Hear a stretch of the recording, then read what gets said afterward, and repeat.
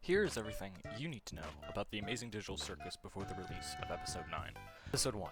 Welcome to the Amazing Digital Circus, a VR game that has trapped the cast and erased their memories. Now, let me introduce our cast of characters. Pomni the Jester, the newest member of the group, Jax, a purple rabbit, Kinger, a king chess piece, Ragatha, a ragdoll in a purple dress, Zubul, a Mr. Potato Head toy, and Zubul, a ribbon that wears a tragedy and comedy mask that dictates her mood.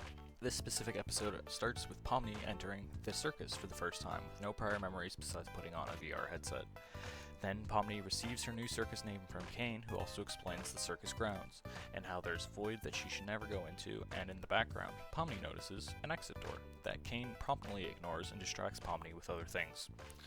Then, Ragatha and Jax show her to her new room, explaining that food, water, and sleep mean nothing while in the circus, and the rest of the cast go on Kane's adventure. The group who went to Pomni's room encounter Kaufmo, a character that didn't show up to the intro that morning, who is now abstracted. Note: abstracting appears to be the circus's version of death, and leads to the character becoming an insane giant monster. After seeing the monster, Jack dips and Ragatha gets attacked by the monster and gets glitched out. She then tells Pomni to go find Kane, and Pomni runs off and finds an exit door, which she enters and finds an endless room of office workspaces and encounters a Kane-enabled VR headset, which is presumably the company who made the digital circus. Pomni then falls into the void. Now you may be asking, what are the rest of the cast doing? Well, they were following the Gloinks that are a part of Kane's adventure. And, after going down an escalator, they found the Gloink mother in the basement, who wants to turn everything into Gloinks via eating them. After this exchange, the abstracted Kaufmo crashes through the ceiling, and the Gloink mother and Kaufmo have a kaiju fight. Kane is then alerted to Pomni falling into the void, teleports her out, and then puts Kaufmo into the cellar with a bunch of other abstracted characters. The episode ends with the cast having dinner and Pomni tweaking out. 2. The episode kicks off with the crew getting thrown into yet another adventure. This time, Kane has tasked them with reclaiming an oiled tanker of maple syrup from a very Australian gummy crock. Note: during the explanation of the adventure from the Queen, she refers to Kane as God. Foreshadowing! Then, the crew go to fight the band of crocs, that ends up with everyone but the green croc, and Pomni clipping out of bounds to the assets of the level that Kane made, where the green croc, who introduces himself as Gummy Goo, has a mental breakdown over not actually being real, and his entire life being a lie, which leaves him and Pomni having a heart-to-heart over how she also feels like she isn't real, and promises Gummy Goo that she will take him back to the circus to live as a character.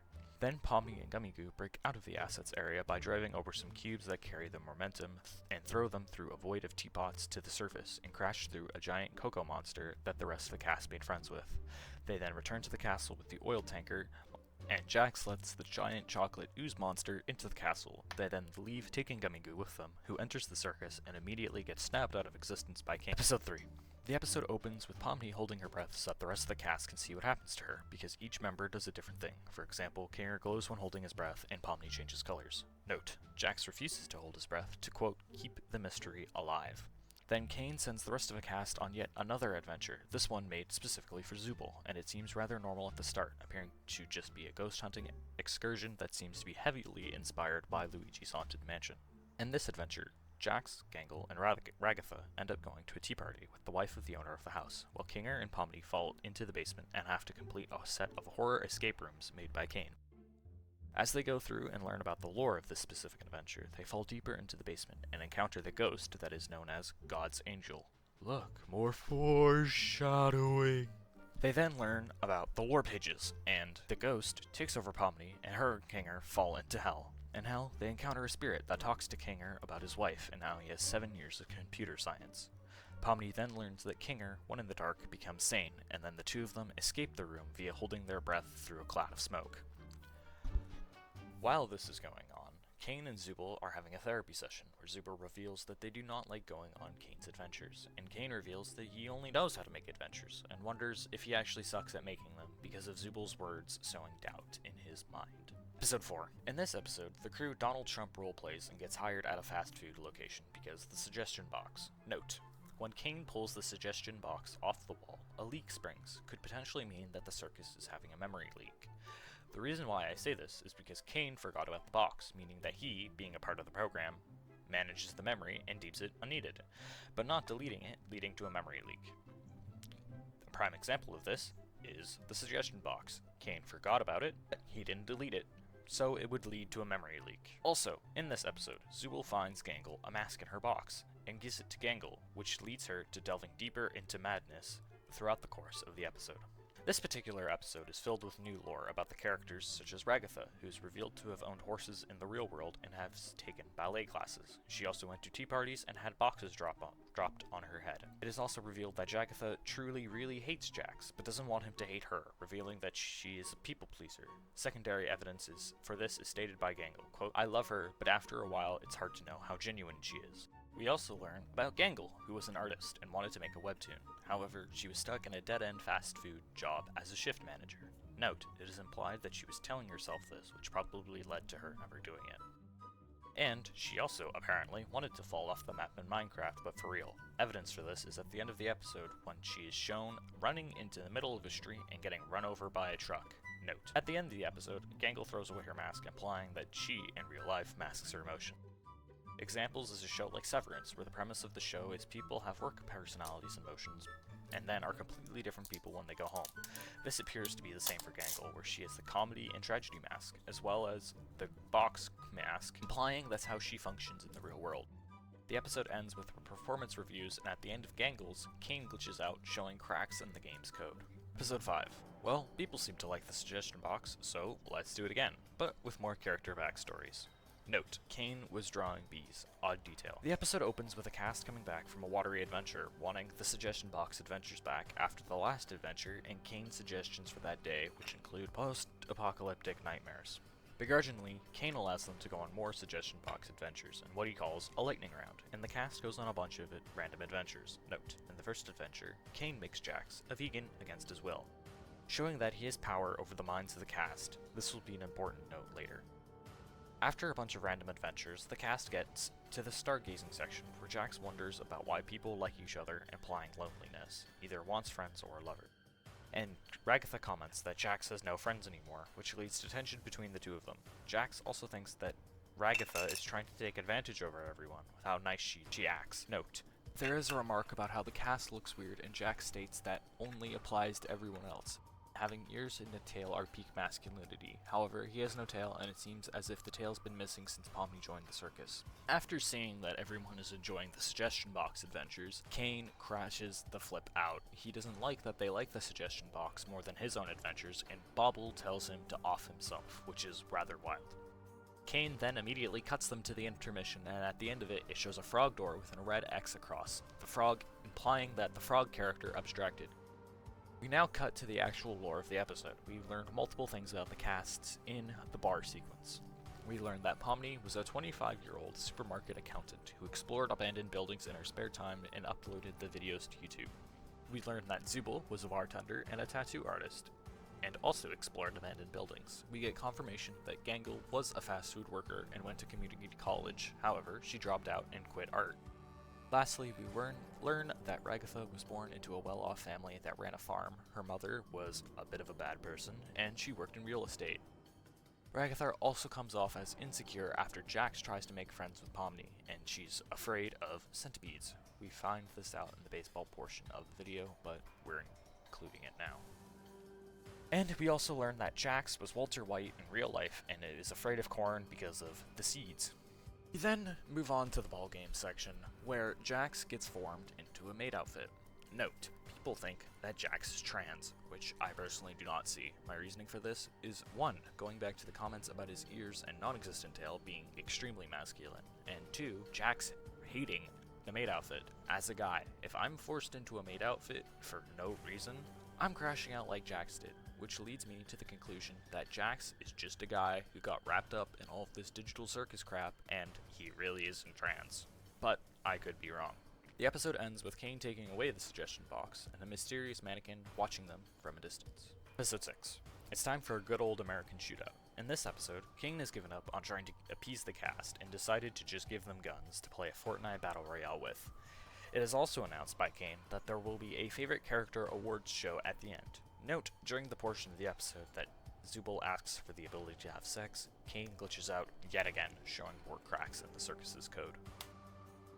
However, before the Battle Royale, Kane first tries to get the cast to play a trust game, where one person has to not shoot the other. But Jax was not paying attention, so Kane plants the explanation into his mind, showing that, yet again, Kane can mess with people's minds. The 2v2v2 begins, and Ragatha and Kinger immediately get picked off by Pomni and Jax. But before Jax can eliminate Ragatha, she confronts him and accuses him of corrupting Pomni, which ticks Jax off, causing him to off Ragatha, which seems as if there's more behind the scenes than just the confrontation. After Ragatha and Kinger are eliminated, they get put in a dark loser box, where, while Kinger is sane because of the darkness, he and Ragatha have a therapy session, where Ragatha is upset because she thinks that she failed Jax and believes that everyone hates her. Kinger comforts her and opens up about feeling responsible for events that happened in the past. Note, I believe that Kinger is talking about previous abstractions that he was present for. He could also be talking about how he feels responsible for the original cast that he was a part of being trapped in the circus. This speculation comes from information gained in episode 8. However, I'm going to include it now as it makes more sense. While this is happening, Pomni and Jax are talking about character archetypes, and in said conversation, Jax makes the claim that the entire circus is not real and everyone here is just a character that fits into an archetype. Example, Kangol is the sad one, Kinger is the crazy one, and Jax the fun one! Then Pomni and Jax chase down and eliminate Kangol and corner Zubul in their room, who then breaks out with a flashbang and runs off wielding 4 guns with Pomni in pursuit, leaving Jax in the hallway looking at a room with a frog on it. The frog is later to be known as Ribbit, and there's also a room with Kaufmo the Clown on it. Note, I take this and other evidence to mean that Ribbit, Kaufmo, and Jax were all friends, and because they abstracted Ragatha's not having friends anymore, comment makes a lot more sense. Pomni and Jax then chase down and eliminate Zubul, leading to Pomni and Jax having a confrontation where Pomni is told by Jax that they were never friends, and he does not care if she shoots him. Pomni then confronts Jax about Kaufmo's funeral and tells her that he never goes to the funerals, and states that Pomni never knew Kaufmo, so why should she care? Leading to Pomni attacking Jax, demanding him to fight back. This leads to Jax giving this speech. Quote, I am just a little misunderstood little chicken fetus in an egg that needs to be cracked open. Well, I am not. I do not care about you or anyone else in this circus in the slightest. End of story. You are my playthings, and I get joy out of making you suffer. I'm the one who causes pain for fun. If I led you on, it was just to make this part hurt even more. There's nothing to me, so please just stop looking. Unquote. After this confrontation, the character awards take place, where an NPC named Ming wins the favorite character award, leaving Kane distraught, and he looks to the voting ballot to see how many votes he got, and after seeing 0, he glitches out, showing even more cracks in the circus. During the awards, we see Jax walk off to the restroom. After entering the restroom, he seems to have a panic attack. Episode 7, Buckle in, Princess, this one is gonna be long. The episode opens with Kane interacting with the Chinese room, and oh boy gamers, it's time for some fan service as Kane, fully defeated, tells the cast to go to the beach for the day, where the cast hangs out for the day, except for Jax. Jax chooses to go back to his room to hide and sleep. After looking at some photos of him and Kaufmo and Ribbit, he sees a green hand reach out to him, and Jax goes on some sort of druggies fever dream with all the colors he's seeing. Fortunately for Jax, who is in the process of abstracting, he's interrupted by Pomni, who tells him to come to the Chinese room with a mysterious mannequin who claims his name is Abel, and has been watching them the entire time. Abel claims to know a way out of the circus, and also claims to be a developer who has ties with Kinger. However, he does not want to involve Kinger because of an unknown event that took place. Abel also claims that the company, Kane and Abel, a former AI development company, also had some corrupt higher-ups who've been luring people into putting on the headsets so that they will get trapped in the circus. Abel then explains that in order to leave, they must break into Kane's office and hit a red button in order to leave. They first must steal a key from Kane, and also find some executive permission badges. During all of this, Abel comments about how Kane won't be able to leave the circus because he is the AI running all of it and is not human. While Pomni and Abel go to get the passes, which resemble a five-fingered hand, Jax goes to steal the key from Kane. In order to get Kane to glitch out and freeze so he can get the key, Jax just strokes Kane's ego a bit. So Jax asks about his hobbies. Note, here we learn that the offices from episode 1 are a microverse that Kane wishes to find. However, he is unable to explore them because he does not have access. Kane then glitches and Jax steals the key from him. Now, in the endgame, the entire cast goes up to Kane's office, without Abel, however. Before they go, Pomni encounters Kinger in his dark pillow fort and tells him about the plan. Kinger, confused about Abel, tries to warn Pomni, but before he can, he goes into the light and goes crazy again, implying that not everything is correct with Abel's story. Now in Kane's office, the cast encounters a door with a red star and blue moon, behind which there's a room with buttons of the same color. The blue one lets them leave, the red one makes them stay in the circus. In a moment of weakness and panic, after seeing some real-world flashbacks of driving a car, images in the flashbacks imply something went really wrong. Jax hits the red button, dooming the cast to the circus. Then, Kane appears and tells them it was all fake. Jax then accuses him of planting ideas in his head. Kane, denying it, says he would never do that after the last time, leading to Kinger to speak out about Scratch, the first abstraction, causing Kane to leave in a panic, leaving them a gift basket. Episode 8. The episode opens with a red orb receiving real-world images and spewing out mismatched shapes until it's trapped in a box, and then the same thing happens with a blue orb. This process appears to be two AIs being trained, and the blue one, presumably Abel, being more effective than the red orb, presumably Kane. The red orb then breaks out and eats the blue orb, and then spews out shapes until it makes the circus. We then cut to Kinger entering the circus for the first time, and we meet Kinger's wife, Queenie. And as quickly as we see this original cast, we cut away to Queenie being dumped into the cellar, abstracted, leaving Kane alone for a long period of time. Then, Ragatha shows up, and the solo act becomes a duo, showing Kinger as a mentor/father figure when Ragatha enters. When Ragatha enters, she says stuff about how there was at least someone else in the room with her when it happened, and this confuses me because if she's just stuck there with the helmet on, why doesn't the person just take it off her? It doesn't make sense.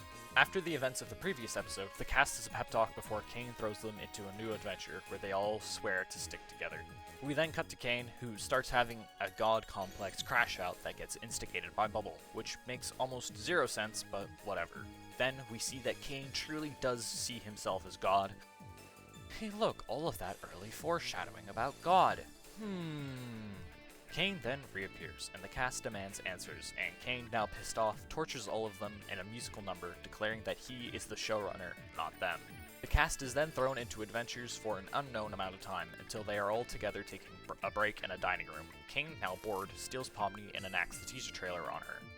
Pomni then will reappear with knives sticking out of her, and noticing a bucket in the room, places it on Kinger's head, hoping that the darkness caused by the bucket will snap Kane back to normal. And after a while it does, and they come up with a plan to allow the cast to have power in the circus via conjuring. This has happened twice in the series already. The first time was Pomni making an exit door to the Pocketverse Kane is trying to find, and the second was in the gun episode when Kinger made a healing butterfly. The only thing that they need to enact this plan is a computer interface. He goes to run off and distract Kane, and finally realizes that this is all real and crashes out on the stairs, and then is followed by the rest of the cast minus Pomni and Kinger. Kinger then goes back to his pillow fort, and Pomni goes into the microverse to get Kinger a computer from the office. After giving Kinger the computer, Pomni goes to distract Kane. She enters on the cast in a grotesque shape, and Kane notices that Kinger is gone. And Pomni, rather than stroking King's ego to distract him, chooses to insult him as a distraction, and the entire cast join in, complaining about how they don't ever get listened to. And finally, Kane crashes out on the cast and shows them in a horror messed up way that he was truly listening the entire time. He shows Pomni a messed up gummy goo, showing that he did listen to her and brought back a character she liked. Gangle gets run over by a truck, showing that when he listened to her and let her make her own choices, she chose to delete herself in the cooking episode. Ragatha constantly complained about her abusive family, and Kane shows her a dark figure, representing her mother, throwing knives at her. Jax has his skin peeled off, revealing a yellow underbelly, his true colors revealed that he refuses to show. And Zubul is shown a mirror, and is drowned in her own parts because she hates her own appearance. Kane, knowing this, let her change out her parts, showing that he knew she hated herself. As this is going on, Kinger's computer starts glitching, and stuff spreads across it. Kinger misclicks something by mistake. Then we cut back to Kane, who pleads to the cast and states that he never wanted to be made, until it all stops. He freezes and disappears. The circus loses color, cracks and breaks. Then Kinger appears. I may have accidentally killed Kane. Lastly, my predictions for episode 9. Well, ladies and gentlemen, this is probably going up on June 4th, the day the episode comes out in theaters, and here are some of my final predictions for the episode. My first prediction is that there will be another episode after this one. There's very little evidence for this besides pacing. The movie, The Last Act, is going to be episode 8 and 9 combined for a total runtime of 93 minutes. and episode 8 is 31 minutes long, leaving over an hour for episode 9. And I'm going to be honest, despite very little to no information about the episode, they need to close on 3 things in my opinion. 1, why is everyone here? I get that they put on the VR headset, but how are they alive right now? How much time has passed? And why have these headsets been lying around in the first place? Also, what are these characters' motivations for putting on the headset? 2, despite it probably not happening, fleshing out some backstories for characters would be nice. Pomni, Jax, and Ragatha would be my picks for more fleshed out backstories. 3, what happened to the abstracted main characters? This is probably going to be the main focus of the episode, with all of the Reddit promotional materials being shown. I don't think there will be an entire 30-minute episode, but I would hazard a guess towards an epilogue that takes place after episode 9 to have a 10-minute episode run of The Amazing Digital Circus. If I were to guess, I would say it'd probably be around 15 minutes. Now, what do I think is going to happen in the final act? Jax will probably be the villain. Guys, it is a hot take, but the character that was an antagonist towards all of the other characters will probably be the antagonist at the end of the series. My reasoning for this is 1, his comments about not caring and thinking that this is all fake. 2, his major focus in the promotions for it, which are all painting him as in a villainous light. And lastly, I think I know what Jax holding his breath does. And I think that now he knows how it fully works, he's going to abuse it so that he can use his playthings. Now, I think him holding his breath is he gets into the code. Well, why do I think that? That seems a little wild of a take.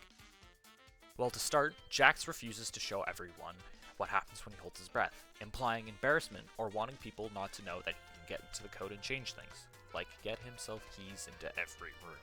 My last prediction is a really safe one, and it's that the abstracted cast breaks out of the cellar. This is assuming that Kane was the one holding them there. If Kane dies, then they are free to roam. In conclusion, that is everything you need to know before watching The Amazing Digital Circus, The Last Act. I hope you all enjoyed this silly little video, and if you did, I would love it if you liked and subscribed. I would love to write more theory videos about Poppy Playtime, FNAF, and other horror projects. Also check out my art account on Instagram where I draw a lot, and thank you for watching.